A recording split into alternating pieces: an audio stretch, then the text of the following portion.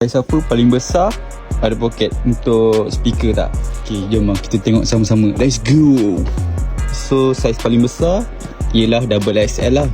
So kalau bahagian speaker pula, jom. Padding semua boleh buka. Ada lah. Saya tengok kat sini ada. Cantik. Kat sini pun ada macam logo, apa tu, logo headset. Memang untuk speaker.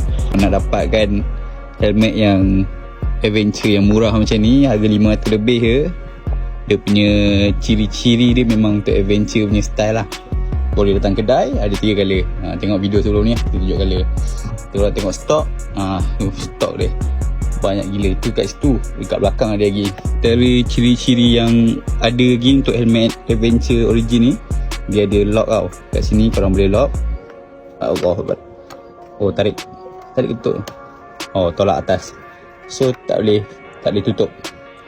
Tu untuk lock dia. Kalau korang nak santai-santai bawa, tak ada dia tertutup sendiri, korang boleh lock. So kalau nak unlock balik, dia tarik belakang, baru boleh tutup.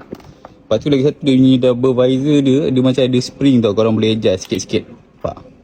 Lepas tu nak turun lagi, boleh tarik lagi. Nak turun lagi, boleh lagi. Sampailah habis. Ni dah habis lah. So kalau nak release balik, tolak belakang. Alamak, dia ada level dia lah. Korang boleh adjust kesesuaian mata korang.